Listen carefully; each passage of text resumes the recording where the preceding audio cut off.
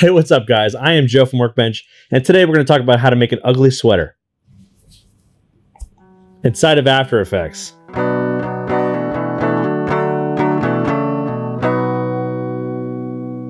This video is brought to you by Element Supply Company. Element Supply is a new marketplace with tools for pretty much our industry. So go check it out at elementsupply.co. We also have a great offer to tell you about from Whipster. So if you've been looking for a platform to share work with clients and get approvals, make sure you stick around to hear about that offer. But for now, let's get into the tutorial. We're going to be making something like this. But first, let's see all the ways we made it crappy. We got this thing, which is basically an attempt to use this mat here at the bottom to push these threads into a V shape. But displacement that way leaves things behind, and so we end up with an interesting pattern if we have that on there, but it doesn't really work the way we want. Although this is cool, so it's in the project file if you want to grab that from our website for $1. And throwing these threads on top does not fix it. So let's move on to this one, which is also crappy. In this one, I tried to rotate a mosaic image, but you can't really get the boundaries on any of these things right, and so you end up with these half pieces, and it just doesn't look good. This is the same thing, but different. And then we try to get this, which is actually text that we've arrayed out into this grid pattern to make it a little quicker, but the gap between everything doesn't work right. You really have to kind of use a custom shape, or you can use something like CC Thread, which I think I have in here still. Looks like this. And I believe that's what Andrew Kramer used in like a preset or a project or something like that he did a couple of years ago. But I went a different route because I just was building something and I wanted to see what I could do.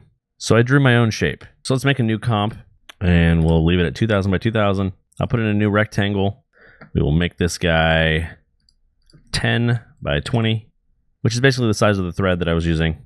So each half of the stitch, which is like one angle of that V, will fit into that space. So on here, I went to anchor point. I changed it to -5, -10 to put it in that top corner. And then I hit P to go to position, hit 0, 0, and it's up at the top corner. I decided to make this guy red so I can actually contrast it with the white thread that I was going to use. And then I went in here and drew in this kind of shape. I actually initially converted this from some other text piece or something. So the anchor point on this guy is going to be a little bit messed up.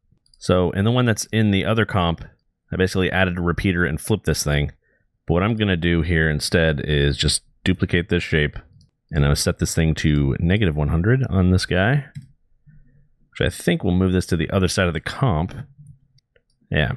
So then I'm just going to move that guy back. So we'll take this position here and we'll move it back 2000, which should get it, I think, right on top of the other one. No, one away. So then we add 20 to that. I'm just going to do +20. So that gets it to the other side. So there you go for that guy. We're going to group this up. Just hit Command G, selected them both. So then I repeated this thing down every 20 pixels or whatever so that we had all these basically repeating this pattern. And then when I went vertically, let's just add a repeater here. I set this guy to 20 as well so that we were outside. So we have this gap in between. So I have two copies that basically fill in the rest of it. And actually, I think these were a little bit more narrow because otherwise when you put the next one in, they'll kind of junk up. But you can see that if we do 10, they kind of all fit together. So just move them in like that, like this, you know. Keep messing around with that until you get your shape. If you also fix your anchor point situation where this is just repeated, then you can kind of tweak all of these at once. But otherwise, you just copy the shape over to here and you're all good. So if we take this first shape, we copy that path, and we open this one up, and we can open here and paste. So oddly, when you paste that in here, it kind of fixes that. That's weird. So you can go back to 0 now. That's an interesting one. Anyway, obviously, you're going to have to mess around with this to make your own thing anyway. So just make sure that when you do the second set of threads that you move it up so that you cover in this space as well. And I believe that one then is also going to need one more extra row at the bottom. Anyway, I'm going to get rid of this. We don't need that guy anymore. That's old hat. Old sweater. So now let's take a look at how the whole thing is put together. So the basic idea is that we're going to build this procedurally.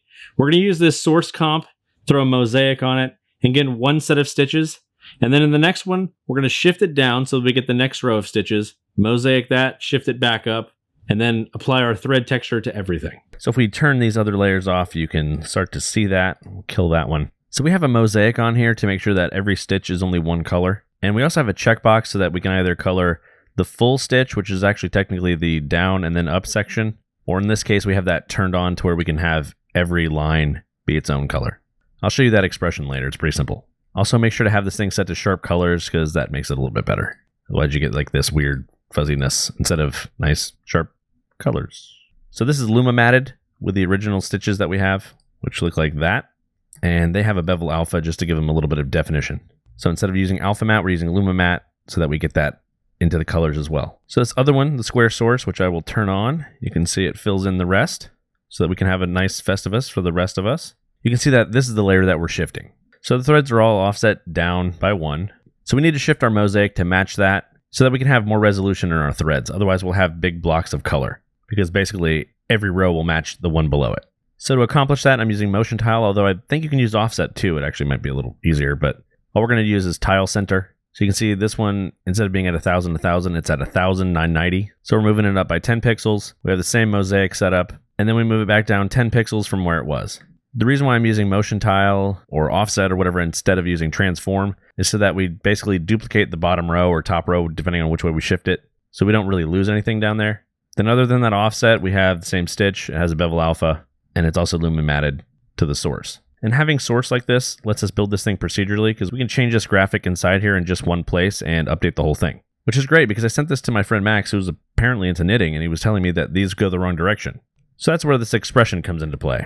So if we hit EE on here, we can bring that up. And if we click here, you can see that we are basically checking to see if the perfect stitches checkbox in this controller layer is on. And if that's the case, we're going to make these things 100. Otherwise, we'll set our mosaic to 200 and each angle can have its own color. So if we go back up here to this controller, we're going to turn that on, and you can see we lose a whole bunch of crap, but it does look more correct.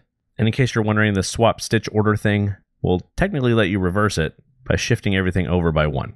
So I actually have this thing pushed over 1 row from where I initially built it. So we can push that back in by 1 of the half stitches, which is just the 1 diagonal, so we can adjust how this whole thing looks, which is especially important if you're using the version without the perfect stitches, because then you can shift it over and see which one looks better.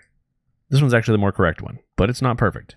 And that brings us to checking out our actual source layer, which we'll turn this stuff off, and we'll put this on here. Perfect is the enemy of good.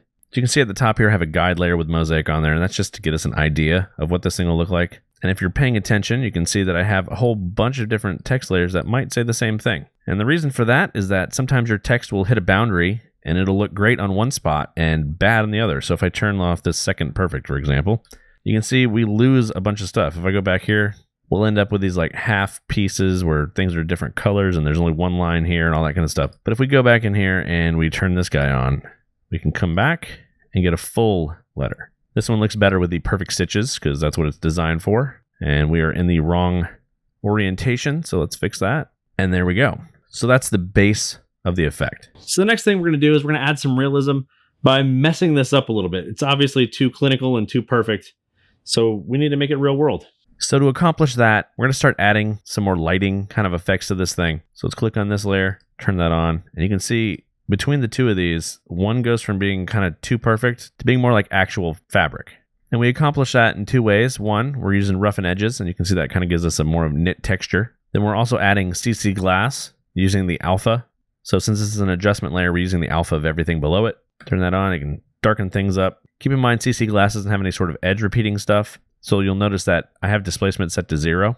And that's because when this is set to, like, I think the default is 25, you start to get this like doubled up edge. Actually, I think it might have been 50. See how it kind of blends the edges in, which actually is kind of neat. It looks kind of like a patch, or it gives it some depth that's cool. But I wanted this to be kind of just a perfect flat piece, so I turned that off. But feel free to mess with that because it gives it a good look. So the next thing we added to that is a little bit of a fill, because really when you knit something like this, there's other pieces that go behind each one of these things. And all we have right now is just flat black. Like if you turn that off, it would look like that, which is not the way it should be. So let's click this layer, turn that guy on. We'll dump these down to the first effect, which is fast box blur. We're just blurring it up a little bit to kind of fill in that back area. We're going to add an exposure to bring it down, because these would be shadowed by those front layer threads. And then to get the original back into here, we're going to use CC Composite. And again, this is an adjustment layer, so it's going to pull in everything from below. And we're using in front, and make sure RGB only is off, because otherwise you will get this, which is not as good. Though it does have somewhat of a realism to it. You'd have to brighten it back up, and I'm not about that right now.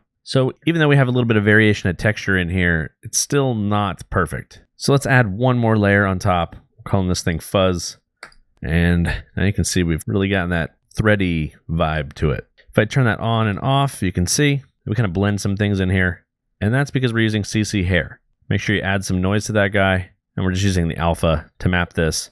And then we've bumped up the color inheritance so that we actually get some of these colors in there. So you can see we added little thready things on here, which way up close doesn't look that great. But when we zoom out, it gives a good feel. And it's still too perfect. So if we click on this guy, you can see I have a mask that's set to none. We turn that thing to subtract.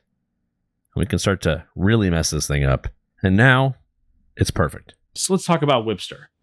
Whipster is an online review and approval platform where you can pretty much send your client any type of file and get feedback back. We used it pretty extensively over the summer with a big global company. We had 30 different videos to get done for them, some of them as long as an hour. And that's a lot of stuff to get feedback on, but it worked really well. We got stuff from all over the world, different departments, all sorts of people were able to give us information, and we were able to bring all of that inside of Premiere and After Effects using a panel that put in markers for us and had a checklist so we could make sure to get everything done. I don't know that we could have done this project without it, and it was super helpful.